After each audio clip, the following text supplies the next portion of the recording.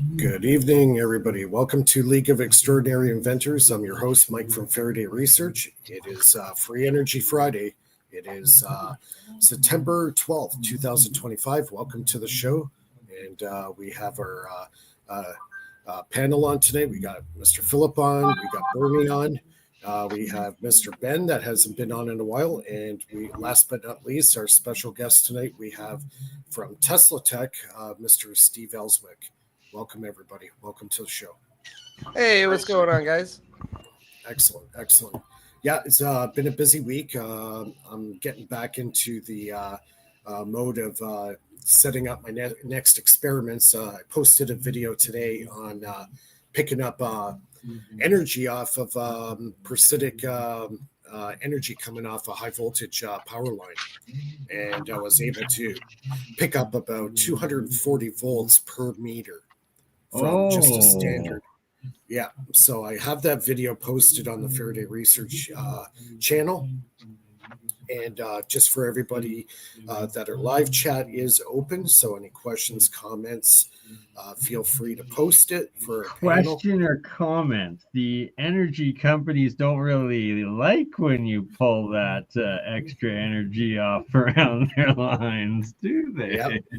So I'm going to be building a pyramid, and it's going to feature my special graphene mixture, and that's going to go on top of the pyramid to harness that,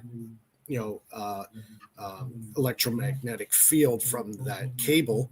I'm going to put it through a spark gap, then I'll put it through a full high voltage full wave bridge rectifier. And I got the giant capacitors, the big oil-filled ones. They can handle about 2,500 volts DC. So from there, I'll be able to step it down, and I can use it to charge batteries, run the Renegade device. So you just put it there, and the capacitor will charge on its own? Yeah, it will be on I'm going to build like an 8-foot pole. It's going to be made of wood. It has to be made of wood. And the pyramid's going to sit on top of the post, and it's going to be completely isolated from the ground. I'm going to be using probably 1 gauge grounding cable. So I want major current coming through this. So I'll be using 1 gauge power cables for the setup, plus a spark gap. And also I have 6 of these giant, like I said, oil-filled high voltage capacitors. They're 8 microfarad at 2,500 volts DC. So, are you going to be using more than one grounding cable? I'm going to go by Tesla's patent. I'm going to try to copy his patent. Sure. As close as I can. So it's basically just one wire from the emitter, goes through the spark gap, and then before it goes to ground, it'll go through a high voltage full wave bridge rectifier, and then from there it goes to ground. So why didn't we do that already if we can harness an electric field? Exactly. Well, that's the thing. Like, if you wanted to harness, like, say, atmospheric energy, my pole would probably have to be about 300 feet high. So it's about 120 volts. Right, about the height of the pyramid. Well, it's 120 volts per meter, right? So that's by electrical theory, that atmospheric differential between the ground and the sky is 120 volts AC per meter. So to get into the kilovolt range, your pole is going to have to be at least 100 feet tall. So, to get into that potential range, mind you, this is all electrostatic energy that you're harnessing, right?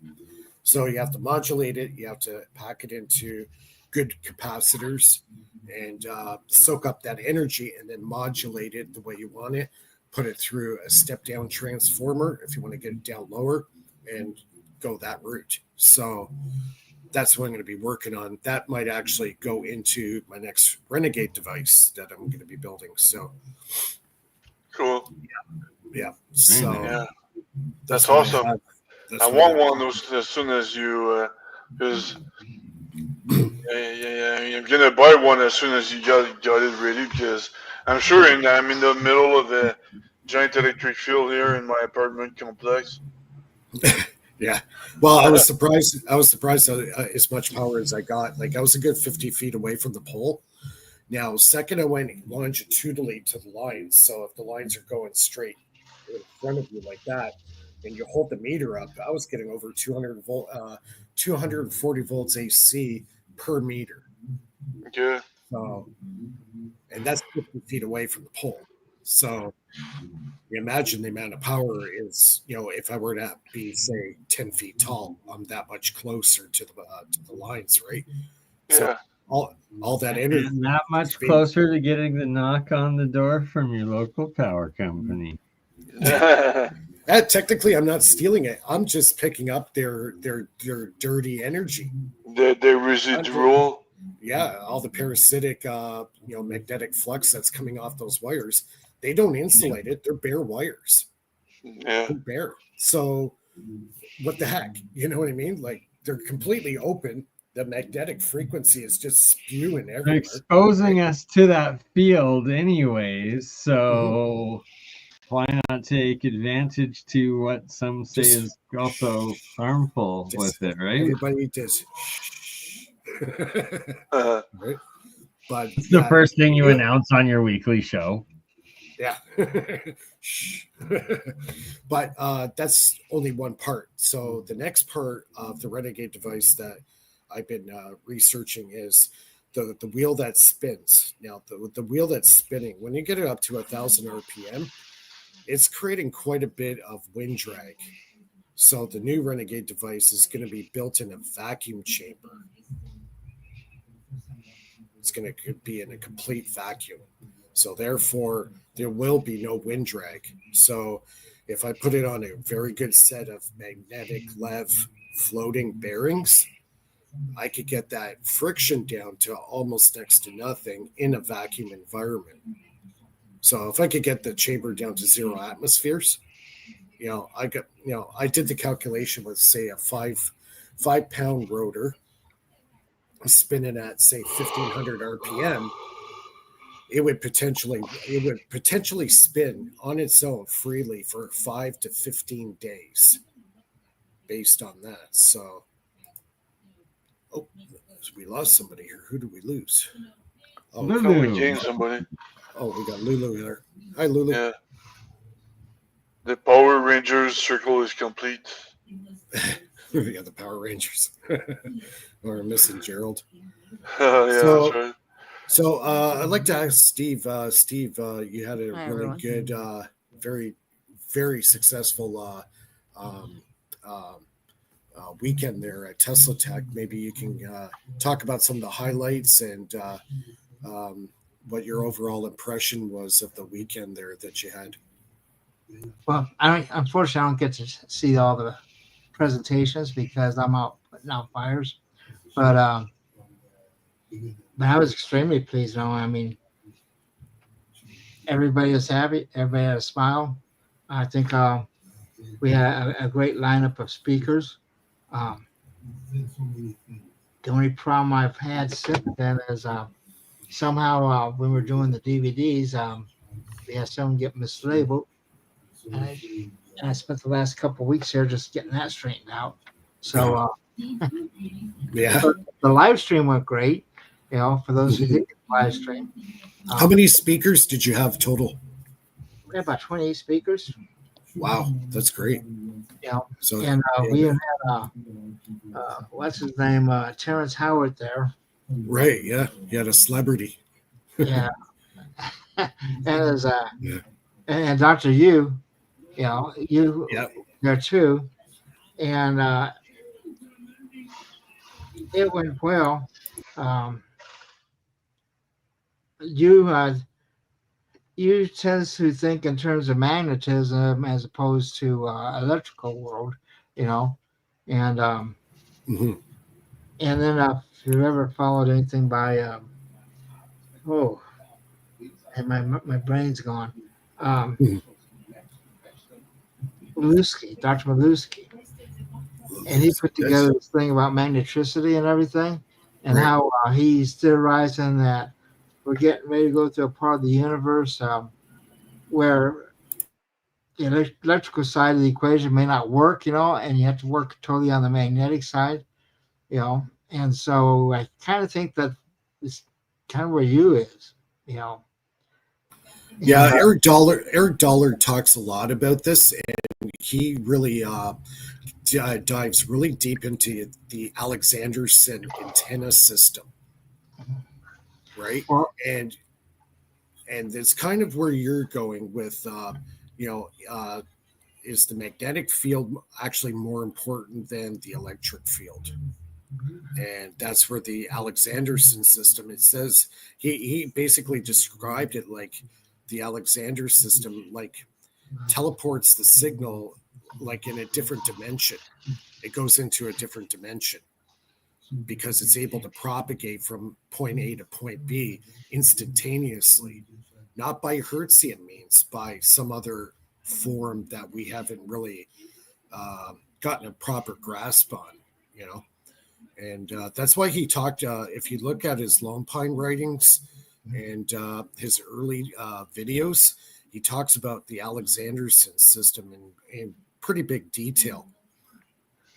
So, if it, the other thing that Eric will bring out, though, is that when I was at the video he put together in Santa Barbara, the free energy one, I think it was 1987.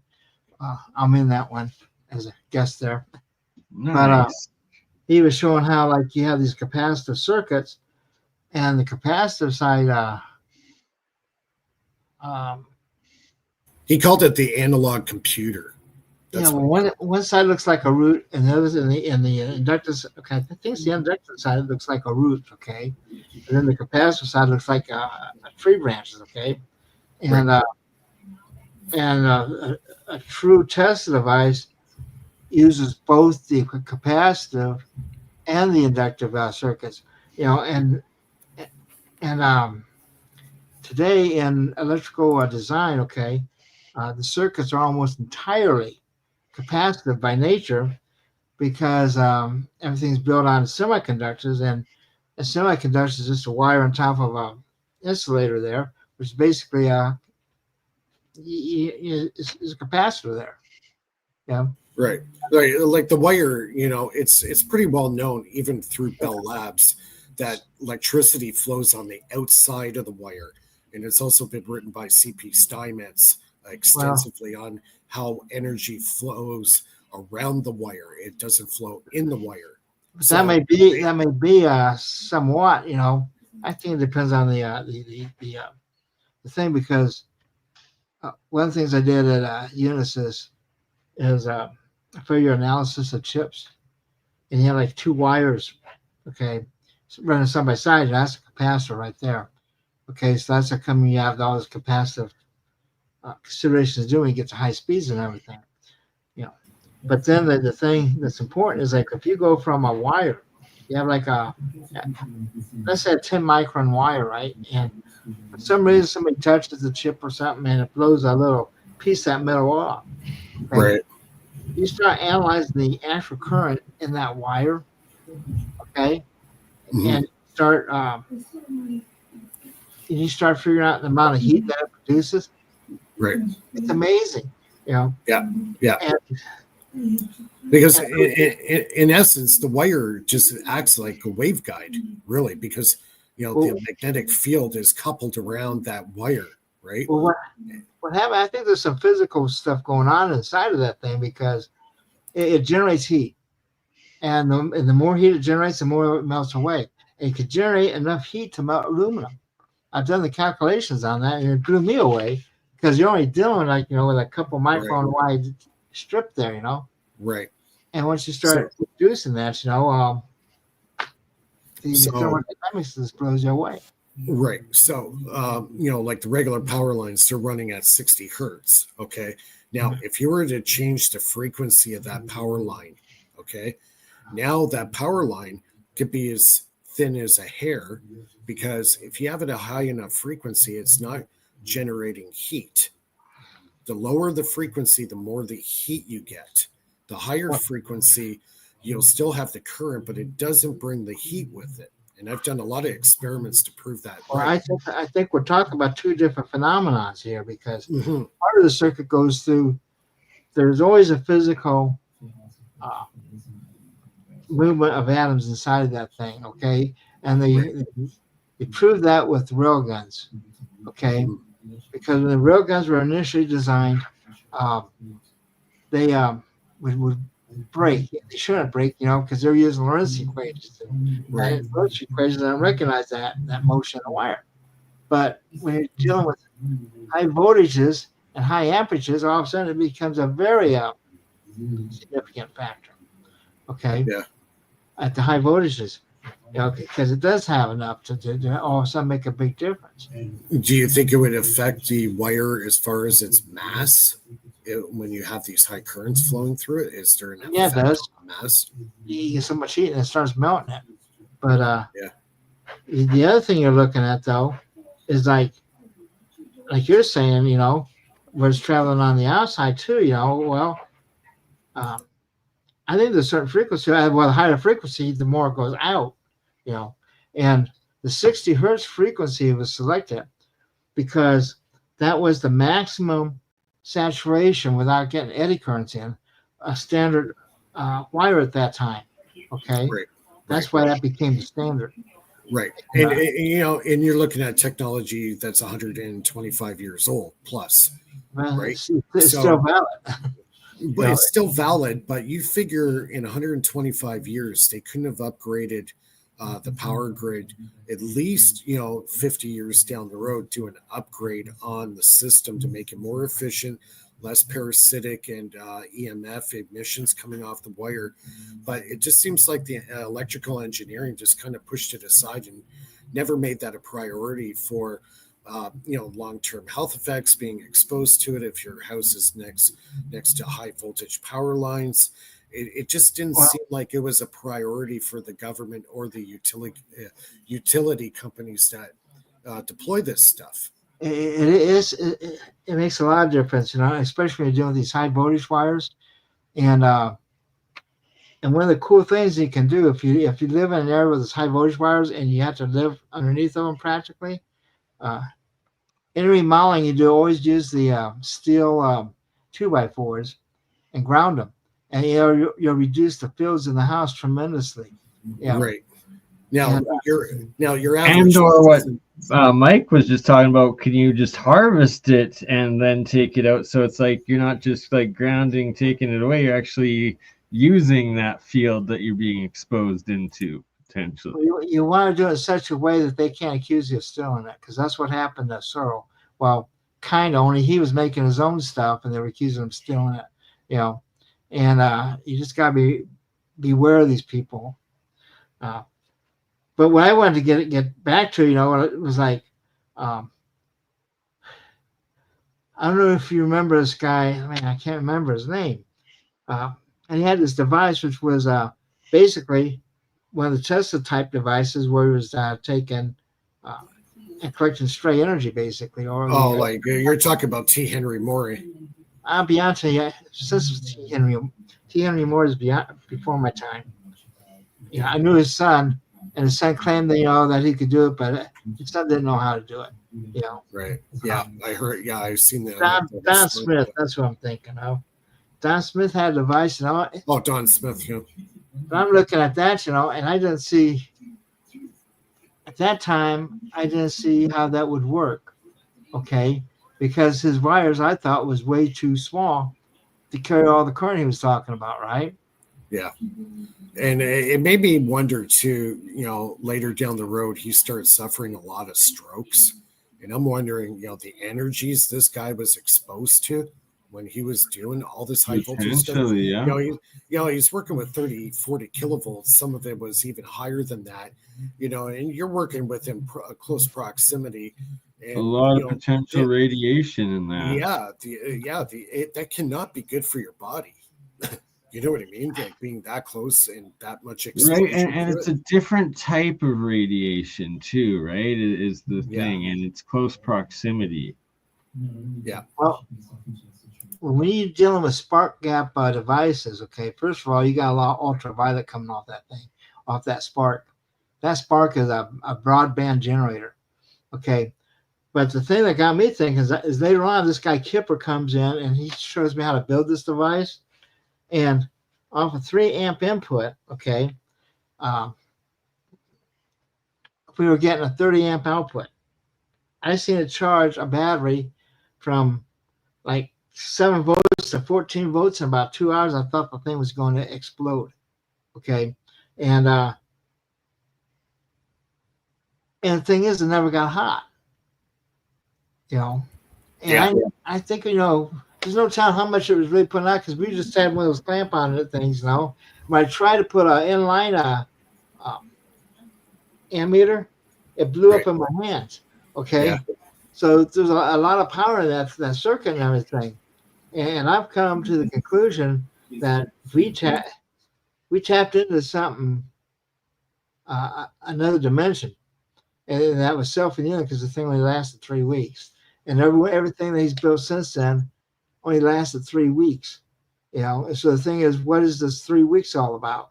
You know, are we punching a hole through the? Interesting that you bring that up, Steve, because earlier, hopefully, and Nathan's watching Old Man Builds, but him and Joe were they were doing on an episode right before this, talking about their own experiments there, where it seems like they're tapping through this other dimension when getting this specific 0 point energy that you're actually bringing it in from this other dimension.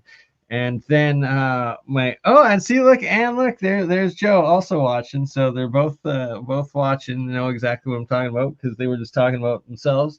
If you guys want the link to join, feel free.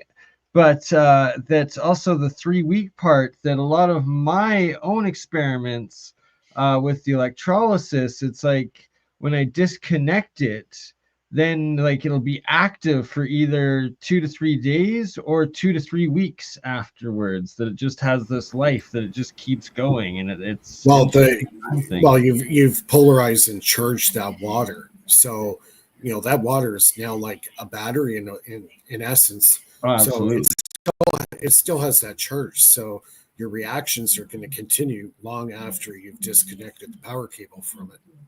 Yeah, but if you short it out, can you bring it back by shorting it out? You probably could, yeah, if you short it yeah, in. certain reactions with it, absolutely. Because, but other ones will dead kill it too with the if it's, for instance, a sulfuric reaction there. Do you think it's reacting with the cosmic background radiation field, and that's why you keep on seeing a longer resonance to it? Potentially, because it's like it has that self-organization of spiraling where it literally looks like it arranges into these galaxies. Oh, and there's Nathan. Welcome, Nathan. Hey, Nathan. Hey. Well, you know, one of the things that we've thought of, you know, is like, if it, you know, like what a coherer is, do you? It's like a tube with loose metal filings in, and then when you put a large voltage across it, it will polarize the things and line up the filings, and it will actually conduct a current. Okay, that's what they used back in the early days of radio. Okay. Yeah, the cathode ray tubes. And then this before the ray tube. And then what they had was like this thing was decoher, which was a tapper, so they could tap it, so it restores the non-conductivity of the tube there. Okay, and we're thinking, you know, maybe that's what we need, is some kind of decoher to break this thing up, and maybe we could recharge it. That's the time I asked you about the shorting, because if shorting will restore it, that would be a form of decoherence. You know. Yeah, you create you have to create the non-equilibrium. You have to break the symmetry of the energy, and then you can remodulate it back into the system again. It's kind of like my Renegade device, where people has been asking me, "Oh, yeah, try to loop the motor." Right? A lot of people try to loop the motor, but the second they do it, the motor shorts out. So I put it through a bridge rectifier, dump it into a capacitor, then I put it through another rectifier. And after I do that, now I can loop it right back into the system, because I've broken the symmetry of the initial energy being emitted. So that could be something similar in your system, that you have to change the symmetry of the energy coming out and then feed it back in, like a feedback loop into the system.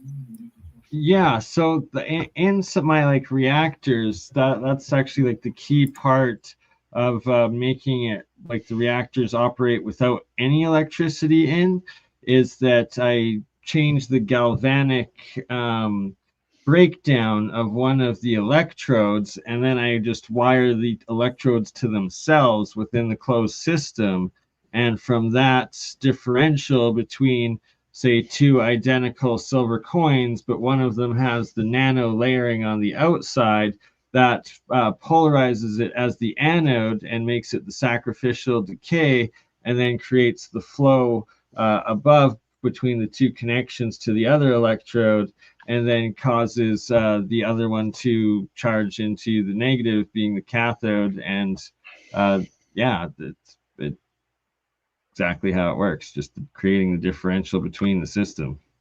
So you charge it like a what if it battery. was the sorry to say interrupt, just I want to say something. Like, what if the connection itself, on one way it produces something, but on the outer way it, loops it back, but just from the electric or the energy that's being transmitted, it could do that. It So like will the create, diode circuits yeah, it will create like system. it will loop around it, like around the whole, like, let's say, connection, and it Yeah, will it's like loop a back the energy. mini circuit Well, system in a sense, right? well, the second you put current through a wire, a magnetic field is created. Okay, That goes there is an energy loop back. The second you put the energy through that wire, a magnetic field is created, and you can test that with a compass, right? Yeah. The second you put the compass right beside the wire, turn the power on, that compass will react to that, because the magnetic Yeah, field Lou's created. essentially describing a flyback loop, though, right? Yeah, that's probably what she's thinking. Yeah, but I'm describing it before the energy is reduced to usable formats or scalable and measurements of whatever forms, whether it's on oscillators or tickers or whatever, because that eventually is like an energy tree for, systems to read, like digital systems to understand the uh, how strong the output is, how fast the output, and what spectrum is it pulsating, Steve, is it, you know Steve, the device that you're referring to is what device again? It's a Kipper device. The Kipper device. That's right. Okay. Yeah. Yeah. And if anyone wants the plans, just drop me an email at steve@teslatech.info, and I'll shoot them a free PDF of them. Yeah, exactly. I've seen it already. The last time you were on our show, I checked it out. So yeah, it's kind of like what I'm doing to my Renegade device, to loop that power back into the system, because you say after 3 weeks it just dies off, right? Yeah. So if you're able to take some of the power that it's creating, put it through a bridge rectifier, then put it into a capacitor, then put it through another bridge rectifier and loop it right back in, the device will not short out. Well, it never shorted out. I mean, in fact, No. it was code, and the thing Right. is when it did die, okay, something stopped, because all of a sudden it gets really hot, which it should have been in the first place. That's when you get all the heat, and you burn your hand on it, and it goes real fast, like you're talking within a minute or two, because it gets so hot so fast and just destroys everything. So just prior to it losing power, the inductance goes through the roof. That would explain the heat. Well, the heat is what you expect, because the heat comes Right. from distance. So as it's collapsing, you have a huge drop in the differential of the power. And when that happens, it induces a current from the source, because it needs that power. And then when it starts losing it, the inductance goes up and it's trying to pull more in, right? So if there's nothing there, then whatever is in that space at that given time would probably add to the heat factor. I could be Well, wrong in this, but that's just a hunch of mine. what I'm thinking is when it's operating, you're using a whole different set of equations. And then all of a sudden, when something gets thrown off, it throws it into conventional electro circuit analysis, and that's when it gets hot. And that's when you see all your heat and everything, because you're back to conventional, and you lost that etheric aspect to it. You know, Right. You should check the metals in it when it's dead. Well- You're gonna find you strip something off. It's not an electron you're stripping off. You're stripping off something else that's inside there and it's changing the metal itself. It's eating it until it's gone, and then when it's gone, the metal can no longer contain the energy going through it, so it goes sky high in heat. Yeah, good point. I forget the name of it, but you're pulling something out of it and you're changing the metal itself. Well, there's a hysteresis happening there, obviously. Well, yeah, but besides But that, they- you're physically taking something out of the metal, and they do it with nuclear stuff to make it so it doesn't What the happens bomb in doesn't go off and electronics, stuff like that. Steve? But I will say one thing: when this thing is operating properly, things get really weird. I mean, because there's all kinds of people in these black vehicles traveling around town all of a sudden. So it's like they detect where it's coming from. They can detect the stuff, and they're trying to pin it down. You know, Question, Steve. When you have it activated and you feel that it's like tapping in from the other dimension, are there like black shadows or like essentially like the eerie I- feeling, anything like that? I never noticed it because, first of all, I couldn't believe it in the first place. Okay, and it should never have happened. And Chipper come and he's showing me that I was wrong. Okay, and I was being kind of I don't know. Yeah, you know what? Even like Eric, even Eric, You even know, even Eric Dollard said some of the stuff he worked on. There was a few times where he had a little bit of voodoo happening, and you know how straight laced he is on as far as electrical theory and just more of a mainstream type of electrical science. But he said from time to time, voodoo happened, and he said, "I stay away from it." He says, "I stay far away from it. I don't get involved in it. I just so." Right? It's like Wasn't it Einstein that said spooky action at a distance? With all of quantum physics. Yeah, he was referring to something a little bit different. remote viewing, I think it was, but it's like an Yeah, encounter. if you're talking about that alternator system, that thing is in resonance.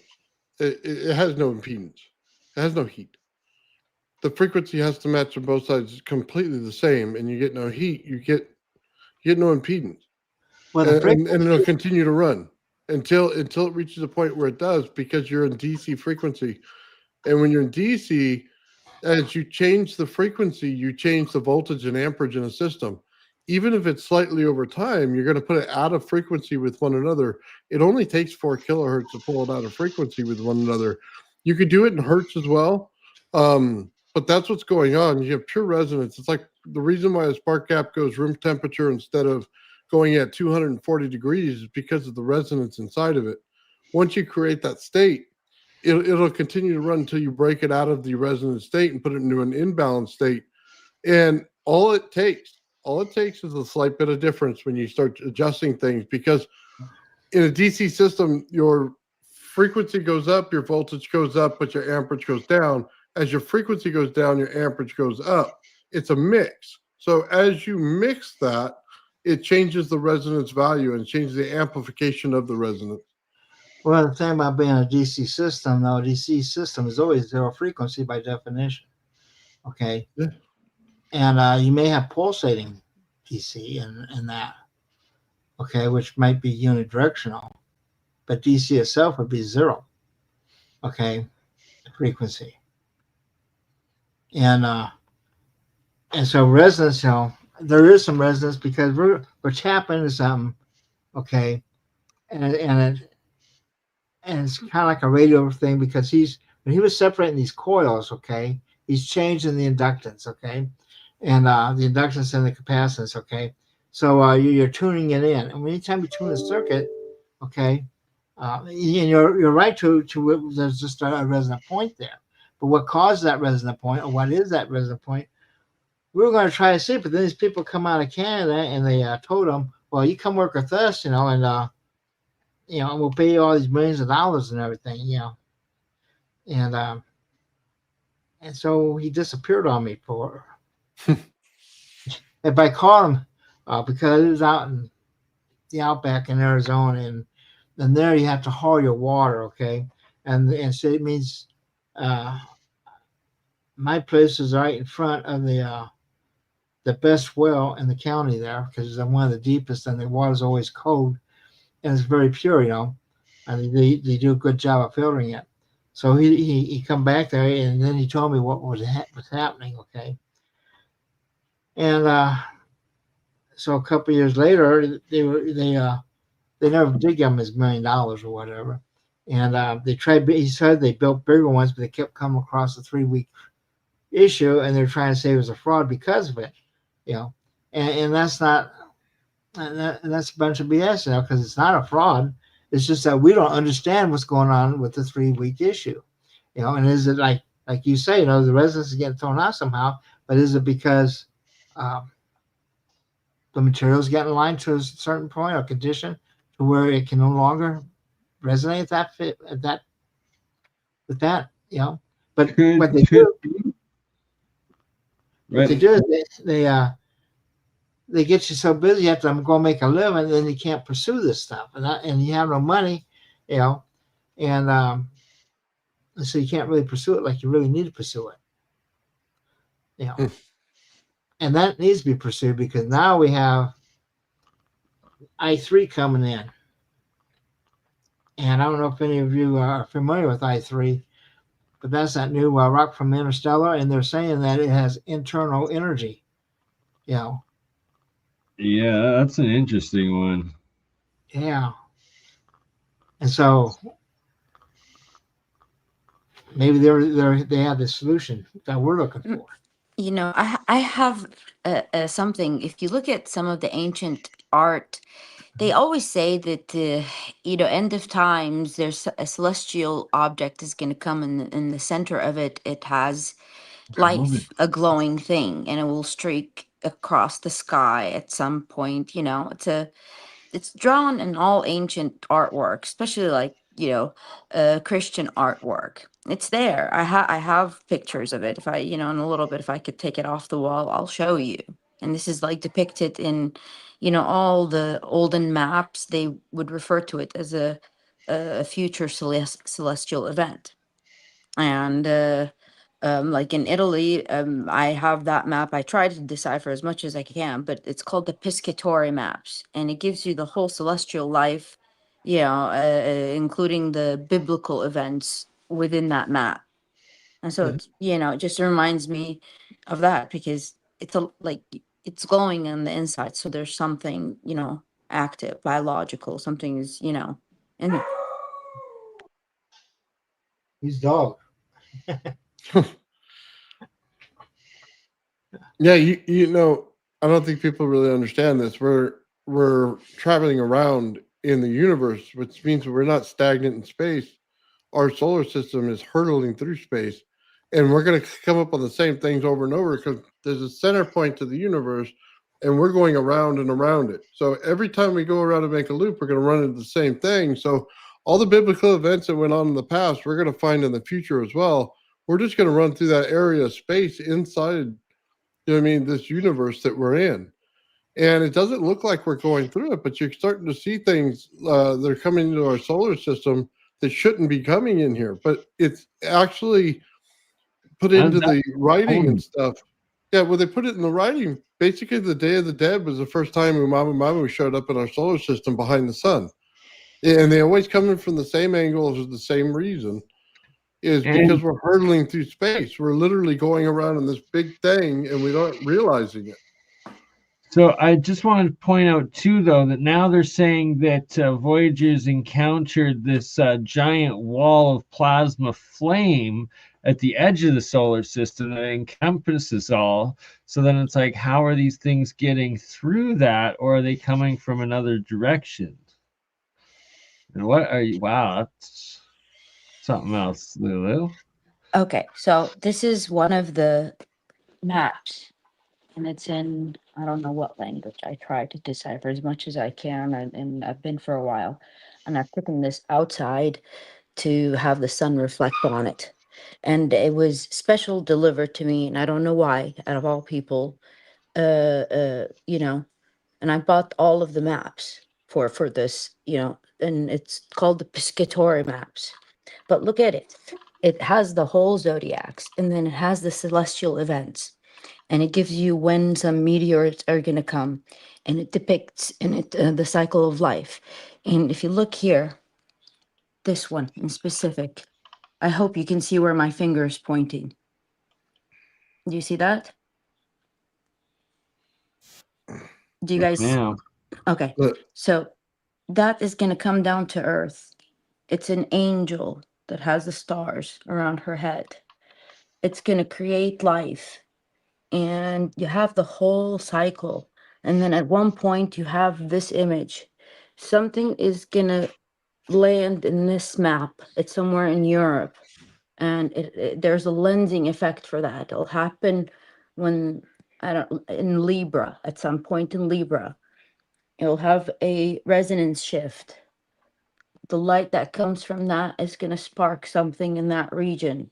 We're talking on like biblical scales, not man made, not, you know, not a government, not, but something that has been measured for eons, that this is going to occur at that moment, at that speed. They knew more than we know. right, kind of like what's they finding at Karen Tepe and Gobekli Tepe, and Yeah. potentially what all the hinges were made about. Yeah, what you guys talking about reminds me of the flyby anomaly and all these the Voyager anomalies, and they recently found. I'll show my screen right now. They recently found another anomaly that completely overturns the mainstream mathematics. Um, it's Can you see my screen? Here we go. Sorry. No. Mike, where's Mike? Mike, Yeah, we could see your screen, but There oh, we you can go. see my screen? yeah. Okay. One sec. So they predict using the Atlas. It's a huge simulator used to predict the position of comets and things like that.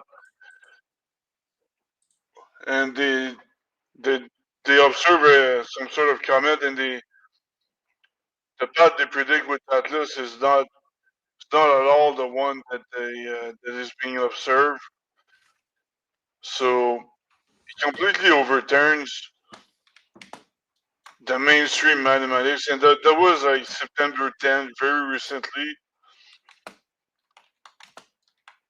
Um,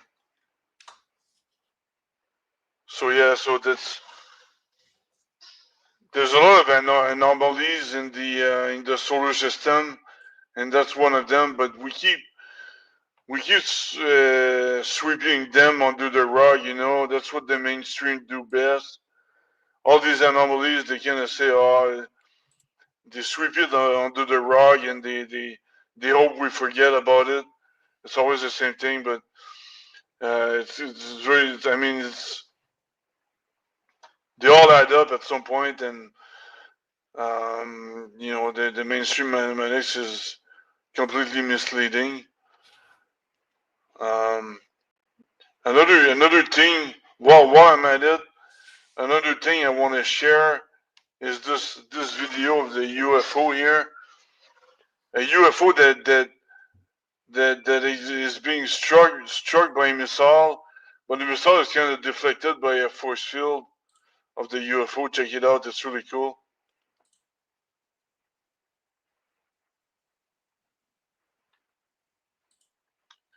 A Hellfire missile.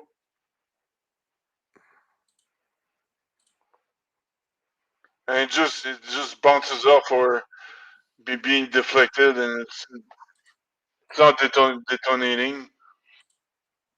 You know, I have a question. Why do they always assume it's a hostile entity and they start attacking it?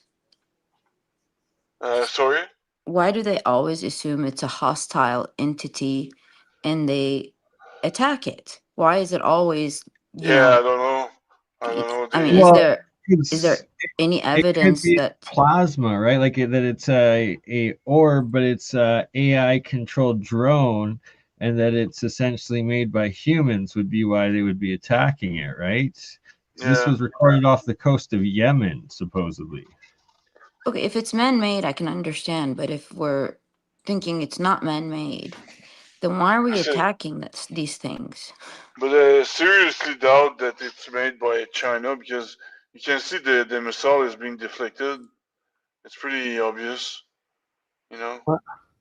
by a force field. But what I would ask is, why are they firing a Hellfire missile? Hellfire is from air to ground. It's not supposed to be like air to air. Oh, the Hellfire is from a drone, right? It is air to air. I believe Hellfire is the air to air from the Hawk. Hellfire missiles are air to ground. You know, And don't they have like weapons on satellites that they could, you know, these high energy weapons that they can, you know, not get from the sky through a satellite? They don't even need a drone. well, I don't know what they have up there, you know, on these satellites and that. Um, I mean, I do know, that the military is about 30 years ahead on research, at least. You know, at any given time, because like when I was an engineering, graduate back in '84, you know, that's when they were showing us, uh, the airborne laser, the thing that's the basis for all this hot shot stuff now.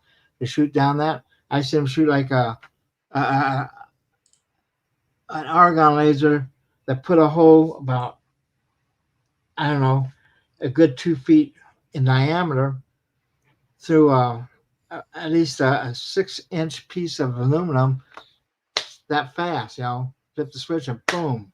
I just see nothing but molten metal drop down. And this is back in '84. And so you can imagine what they have now. This is they're showing us in the back rooms of the Air Force Academy how they were doing voice commands to the computers and that. And this is back in '84, long before they had like Dragon Speak and everything. It's the basis for Dragon Speak. So there's no telling what they got. Well, I know they don't have everything yet, but I know they have reverse engineer a lot of UFOs, obviously, so they can replicate their technologies. But they don't have their mathematics, so they cannot extrapolate or extend the laws to create other type of technologies. You know what I mean? At best, I think the military is as confused as the civilians are regarding the mainstream physics. Um, they still think that the mainstream is the way to go and things like that, but they can't. Maybe they did reverse engineer the UFOs, but they don't link the two with mathematics. You know what I mean?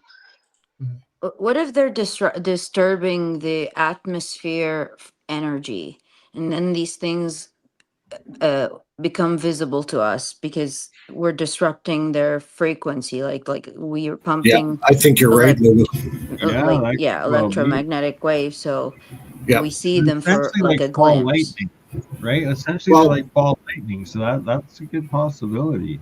I mean, what if Don't they forget, already always existed there, but we just don't can't, you know? don't forget that our visible spectrum is very small for our bodies, right? and there's a lot of the spectrum that we cannot see. So I think in certain conditions and certain times, there'll be this ripple, and these things will manifest into reality that we never knew were there, but they were there all the time because our eyes cannot pick this stuff up. So I think you're right, Lou. Yeah, I mean, like the whole electromagnetic, detection. This is all new. You know, like it's not something. Let's say in the modern day, so it's not something they understood when they started. Testing for energies. Now we're detecting it through modern day machinery, like our sensors.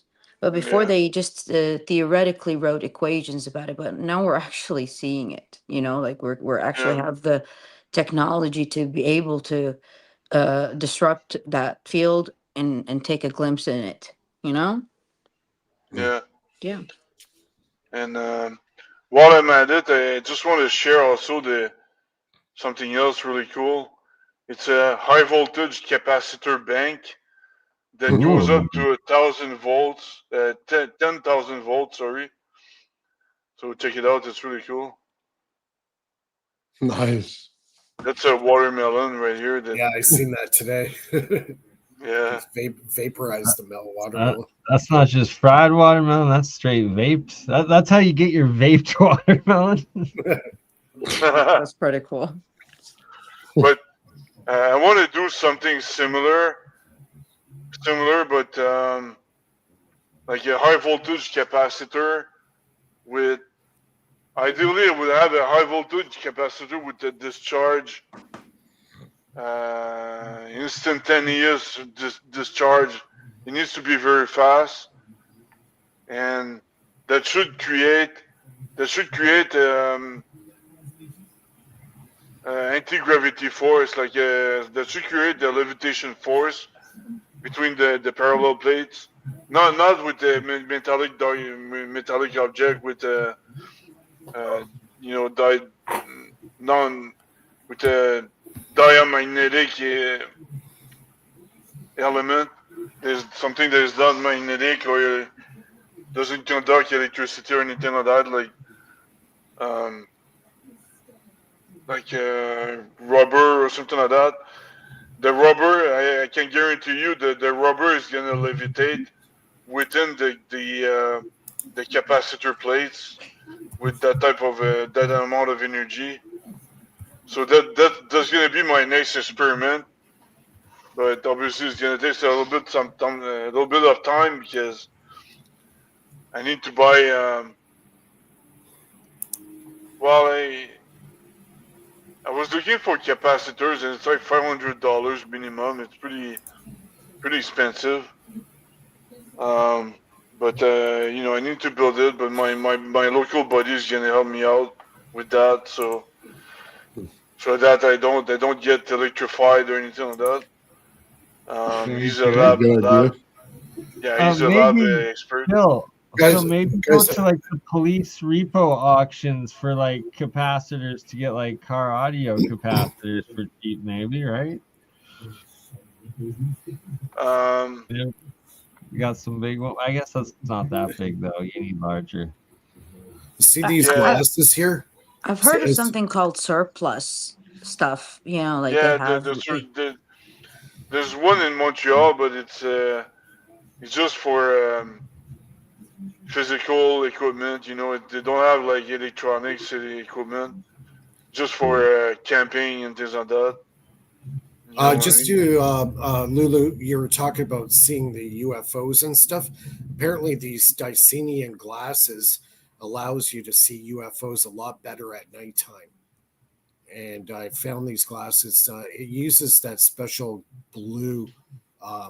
There's another name for it. Cobalt style or something. Cobalt. Yeah, the cobalt glasses. Well, these are them. They're making them. They're called Dicenian glasses. So Yeah, if you you got to be careful though, Mike. Not all of them are like good dicyanin. right, you got to. There's like one or two places only that have real dicyanin to smash in between two pieces of glass and get you the good optical effects. Yeah. But yeah, those things are That's like anything too, right? You know, the old night vision that they used back in I believe it was Vietnam. Yeah, it was Vietnam. They were red, and they these supposedly soldiers, saw demons, right? yeah, it's like Interesting how- dragons and stuff, and yeah, some really freaky stuff. So that's when they changed the light spectrum to green. So, Right, I find that so interesting that because infrared being on one side of our visible light spectrum and supposedly them seeing demons, and then also on the blue side, the ultraviolet, and that's where supposedly you see auras and apparently like angelic or spiritual beings and stuff, right? So it's like, is this why demons or the devil's always like painted in red and like angels kind of in blue? It's very fascinating. Very Well, fascinating. could well be a spectrum bandwidth situation, like we were talking about earlier on the show with Nathan. You know how very possible that just like not here but there, but here at the same time, sort of deal. Like just slightly out of phase. Could you imagine if we actually can exist on these different frequency bands or these different frequency spectrums? It's like we're editing time because some of them are higher, so time flows faster. Some of them are, so it's a constant shift between whatever, what time is. Well, I mean, I think I It's raised the question, who's to say that we don't Yeah. already, just natively? Yeah. Where is the mind? Is it here in this experience bandwidth, or is it somewhere else? Or both simultaneously. Maybe that's how come they come out with crypto. Put it somewhere else. What if it's that spectrum emission of the aura that tells like how many layers in depth of, that whatever frequency line it possibly could be as well? I don't know. I mean, just it's like an Well, if you echo think effect. about it, you have 7 chakras, right? The colors of the rainbow, are in prismatic alignment with the colors of the chakras. Each chakra is a nodal point of a specific frequency band, and therefore, like you could surmise to a certain degree that there's probably a frequency band that exists, in resonance and coherence with that light that is probably aligned with that particular, nodal path. And these are all individual systems that work in unison, but also work independent of one another. So something like that movie National Treasure, where they have those glasses and they flip between the different spectrums. Right? And you have to have all 3 of them to see it right. Yeah, that'd be cool. Great reference. what was that other movie? And They Live back in the 80s. Oh, I remember that one. Yeah, They Live. Yeah, he had the glasses on, and then everybody turned aliens when they put the glasses on. Right. Yes. Oh, Visitors. That was with Roddy Piper, wasn't it? Yeah, that was with Roddy Piper. Yeah, the wrestler. Yeah. Joe and Nathan, now that we have you, and do you want to maybe just go a little bit into what you're talking about in your stream before this about the black lights and like what happens when you're pulling energy out of the other side? Let me grab it real quick, and I will show you Joe's video because it's kind of epic. Exactly. It is pretty epic. It seems like tapping into the upside down. Crystal clear, double terminated. Little electrolyte solution on the stone and on top of the quartz. 14 volts. 17. Oh boy. Wow. Okay, that's cool. So that's normally what you see with high voltage experiments is going around it. Watch the color in it change. Oh, wow. Oh, it gets way, way better. You're doing some dark crystalness action here almost. Now, This is like going into the ultraviolet. under Rav. Can we see? Did you see it, Bernie? Isn't that funny, like you were saying? And then, but just wait, there's more. Yeah. But wait, 30, there's it goes off. There's so much more. Whoa. It was going through. Now it's on it. So what's going on here? Let's go ahead and turn it up a little. Oh, look, the RAV is inside the quartz. No, it's not. Not yet. It's getting there. Not yet. Is that like trapping light when it goes through it and it just stays there, like it resonates in the crystal? It's like not light, trapping Lulu. light. Modulating the voltage. Not light. Like Straight to the legit inside. plasma. Yep, there it goes. Plasma. It's inside the quartz. You can see by the color. Remember in the beginning, it was real light. Yeah, it really- it changed it. Yeah, it's illuminating the actual crystal itself. Yeah, it's doing its ionic tunneling, so it's creating a deposition tunnel in it, and that's what it's going to use to form the RAV inside of it. But you'll see. It goes. It's only at 33 volts right now. Yeah, I'm just trying not to blow up my circuit at this point. That's why I'm kind of drawing it back every so often. Let's go ahead and turn it up a little. Reasonable. There, it's starting to ignite. Forms the RAV Come on. right on the side. There we go. Yeah, there you Okay, go. Now, baby. now it's tunneling. Yeah.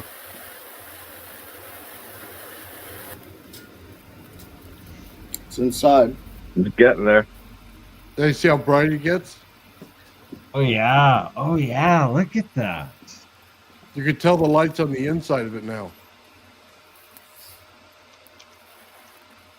It gets better. And drop the Oh, voltage. Is there any carbon overpowering. inside that quartz? No, there it's is pure, a- man. Pure silica.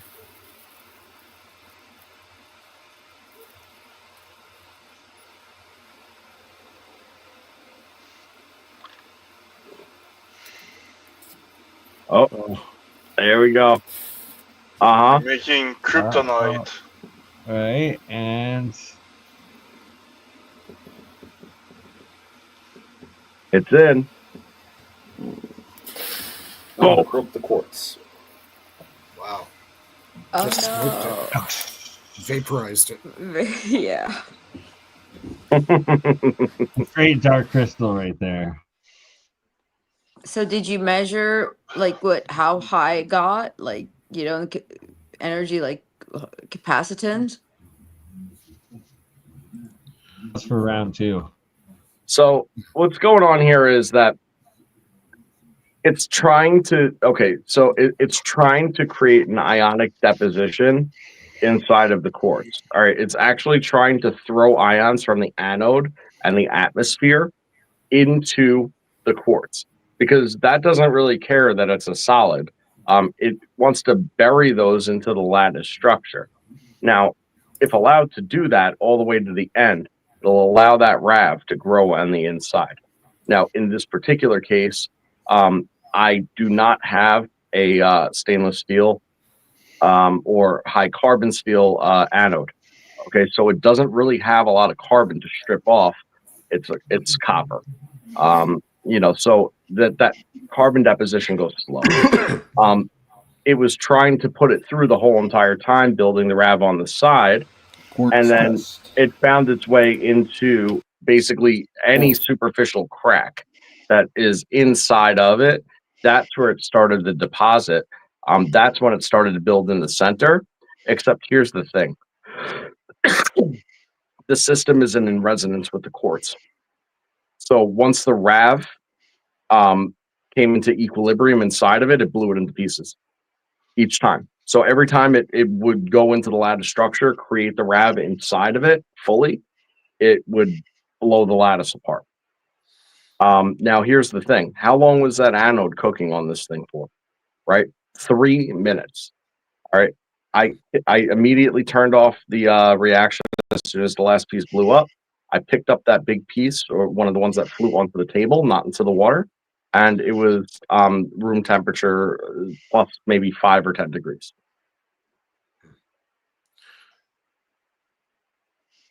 So, Mike, real quick for reference, can you put up the other picture for me? I just want to show you. So what is a RAV? You basically see it right there. This is like a anode to cathode relationship. It's like the spark gap. But what you're seeing here is you're seeing a plasma sphere build. And in the picture reflection, you're seeing right there the rings that go around it. Now, I mentioned that because we do testing on it for temperature, and the rings themselves look just like the picture you see behind it when you pull it out. And there'll be a temperature differential from anywhere from, say, 70 Fahrenheit to 250 Fahrenheit in the center. So it's building out in resonance rings, and we checked it, and we saw that each ring that it builds out has a frequency to it. So we had one at 92 kilohertz, one at 96 kilohertz, and one at 100 kilohertz. And each one of them were plasma layers as they built out. So what you're getting is plasma layer, null zone, plasma layer, null zone. And this right here is just it's like the camera effect on what it's actually doing inside of it. But we verify that with the temperature one as well. We put the camera on it, the thermal cam. And then we also verified it with the frequency generator or our O-scope. And we made a special device where you could see the actual RPM of it, of each one of them going around in the spherical form. And also you could pick out the frequencies in each one in resonance. And they're building out in layers, and it's self-organizing. It's not something that we have to do. It's just organizing itself based on the way it's built out. And you'll see that little dot that's sitting right there from the anode. Right there, you see the big one, you see the little one. That actually looks like a physical form when you look at it right there, but it's not. It's pure plasma.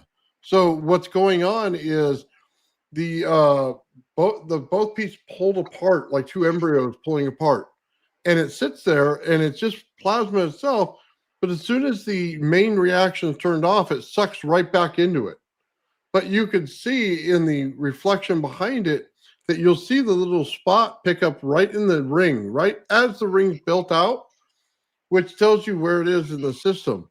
So this right here is the RAV that we're talking about. And what Joe's building inside the quartz itself is this structure here. And it's also pulsing. For those of you, looking at it, it's going in and out. So what that's doing is it's creating a vacuum inside of it. So as it creates a vacuum inside by the pulsing right there, it creates all the zones. So we've been looking into this for a while. We're writing a paper on it, on exactly what's going on here. But it's important to know that this is what's going on inside of Joe's yeah, right. court. So just real quick. So this whole entire thing, right? And the way that Nathan does it is right now different than the way that Sean does it. And it's different than the way that I just decided one day to pick up and do it. The reason is because we understand fully and wholly how it works. It works off of a separation of differentials. Okay, so on one side you have a focused anode of one charge state. On the other side, you have a diffuse cathode that in the opposite charge state. So you're separating all these differentials, and then you're bringing them into a mutual relationship by use of a membrane. In this case, the membrane is the rock, not the quartz. The quartz is actually standing in the way of the membrane reaction, because the membrane is sitting inside of a solution that's holding the charge for the cathode, and the moisture level in it actually gives it the charge differential. So one draws to the next, pulling one out of the other. Each configuration does something slightly different, but once you realize that there's an anode cathode relationship with separation of differentials, you realize that it doesn't have to necessarily be something like positive and negative that are your only differentials that it could be utilized to create the same effect. It could be any differential, frankly. It could be pressure, it could be heat, it could be, in this particular case, no matter how fringe it is and how you want to define it, this isn't a positive negative relationship. It's an external field, internal field relationship. Because how I achieved this was by using the center energy out of the Tesla coil as the cathode. and that is not the same as a negative lead, you see, because it does not create electrolysis. So, it's interesting effects going on here. I'm sorry, I just had to bring up the parallels of how those lines of plasma formed out and the similarities between Walter Russell's anode cathode diagram there. And you see how that's inverse? That's exactly what we propose is going on the reverse side, on the cathodic side. Now, Nathan made a good point earlier today, and that's that in his experimentation and what we've observed as well, is that once the tunneling is complete, the tunneling leads to a high efficiency of the anode cathode relationship. So it allows a channel for the interaction and the hydrogen plasma formation to occur intermedia in Sean's example. But what Nathan realized is that the carbon deposition that occurs, the ionic carbon deposition that occurs in the porosity of the membrane, it has a multi-layered effect. You have a CME effect that's occurring on the anodic side at the uppermost layers. You're also having the ionic carbon deposition in those pores, okay, which are probably forming a lattice structure, I would assume. I have not seen it close up enough to be able to verify that, but I think that's a fairly safe assumption. By the way, this is a temperature thing right here, and we're looking through the thermocam. As you can see, the inside's hot, and then the outside gets cooler, but they're in perfect rings. So, right, and it's non-diffuse. That's a non-diffuse state. And when Nathan said before about null zones in between, I mean, that's just a choice of words. I mean, I don't agree that it's null zones in between. It's torsion. It's a torsion of differentials that's occurring, and it's that torsion that's keeping it separate. Because it's just like the hydrogen wave function. And exactly. Yeah. like I've been saying with my reinterpretation of the double slit experiment, that a particle is made up of nested standing waves of fields, and that's exactly what we're seeing here, and that's exactly what you're seeing with your Hold that work. up, though, Bernie. Hold that up for a second, because what I want go back a couple of images, because I want to actually bring something up about the RAV in context of that image. This one. That has the positives and the negatives. This is fine. This is fine. Perfect. Okay. 0, 0. That's what you see. That's the RAV. Okay. 1, 0. That's more or less actually what it is. Okay. It's an external plasma field and an internal plasma field. Okay. But then when you break it down further, that also has a null zone in the center, which is 20. Now, when you look at it thermally, it looks like 30. Okay. When you look at it externally, as far as what the light emission is, okay, it breaks out into zones, and they'll either break out into a zone of O1 during formation, O2 during running operation. Okay. And exactly. Patterns like 22. That's how a lattice fractures out when you're in that dimension, or it's like then otherwise it's nested when it's stable, right? So it's one or the other as it builds out, and how right. So now so each one of these particular geometric formations are actually present at different life phases, so to speak, of the RAV formation, in different regards. The top being geometry of the build out, the middle being the light emissions that you're actually visibly able to see, because there's clear zoning both during formation but also during running. And some of the zoning that we get and some of the emissions that we get while it's running are high strangeness. They're patterned like that, but they're high strangeness. So how many orbitals does it have? The hydrogen. Pull up the picture I sent you, Bernie. Sorry. Put up this. How many orbitals does it have? It has a center vacuum. It has a center plasma. it has an outer shell plasma, and then it has an outer magnetic component. That's sort of what it has. So that we were creating Oh, yeah, nodes some of that. between an anode and a cathode. So we were creating what you were just looking at on your picture, Bernie, Absolutely. right there. 100%. I can create those in 2 parts and 4 parts and 6 parts, all of them with the anode cathode relationship. Yep. That's why I call it a null point, because you see the black lines in there. That's where all the energy is. It just won't let it escape. Yeah, it splits and zones out.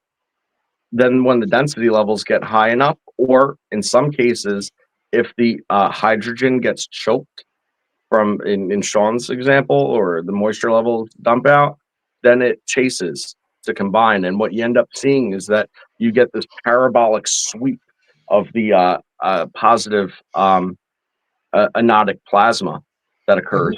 And I have multiple photographs of it. It literally starts to lift up and then sweep over like that, and the inside gets fully enrobed at that point. That parabolic sweep is the magnetism kicking in, because there's a rotational vector that acts as a magnetic component. Okay, from the get-go, that's how it starts to chase. Once that chase goes on long enough, that magnetic component grows into a field, collapses to a vortex, but that vortex ends up pinches the vortex when it goes parabolic, and then collapses into a torus. You get your poles, but then you also have your 2 inner poles collapse. That creates your center geometry of the torus. And it becomes in a locked position because the poles act opposite. Yeah, I gotta just Yeah. address shout out to Vortex and his question, though. It's because that it goes back to Dr. Yu and him explaining the fundamental difference of what an electron actually is, and it's not an electron rotating around the center atom. And in fact, as we're seeing here in the hydrogen light wave functions, that it's these nested fields of energy that is where they build out from in the specific dimensions of the valence shells.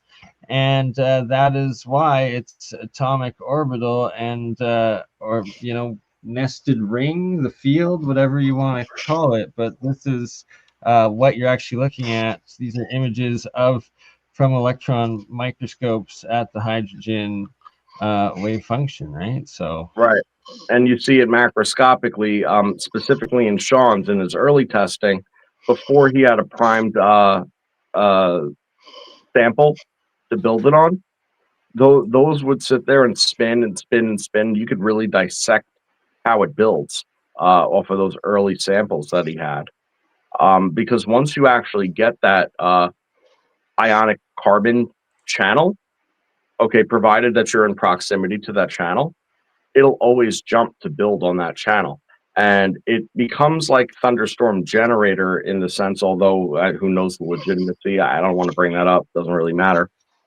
They were saying how it wasn't hooked up, but still held the charge for a certain period of time. Very similar circumstance to that, where these kick on almost immediately at a certain power level once you have your substrate primed. So where does it go?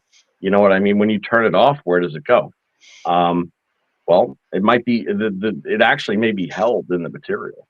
I know that sounds really out there and weird, but there's a possibility that that's the case. Bob Greenyer, I believe it is he brings up this charged neutrino aspect too, and that he believes it's in the substrate of space-time, essentially, that the charge density remains, or differential Dead remains. on. So here's the thing about the cavitation that's going on, and Sean's again demonstrates this the best. I personally believe that we're looking at a 4D object that's actually moving in and out of 3D space-time between a fourth spatial dimension. That's what I believe. I know people have said that's hard to believe, but that would actually explain the expansion and contraction of the cavitation. And the internal geometries is that it's an upper dimensional object. And that would also explain a lot of the anomalies that we've seen, as well. Many of the anomalies, not just one. Never bank on one thing. But when you see enough things that are consistent with the theory, it starts to become high strangeness. I wanted to show you that curve that Joe was talking about. If you throw that next one up, not that one, the other one. It actually looks like what's in your brain. Oh wow! Oh wow! Look at that. It's That's just pretty upside wild. down and turned the other way. Sorry, I should have fixed that. Yeah. So we get this switching effect. Whoosh. Yeah, and that's the thing in full chase right there. That's a really good point. Yeah, that's when it's starting to structure. Yeah. Yeah, Like, it also it goes to your thing about the spark gap. What's going on inside of it? We're seeing this in anode cathode relationship. This is a plasmoid building out in its full structure, but it doesn't have to be everything. If you lessen it a little bit, it's what's going on in your spark gap, because you know what I mean. It's doing close to the same thing. It's creating resonance points in there. What is that? The image of a brain, or is it like a plasma ball?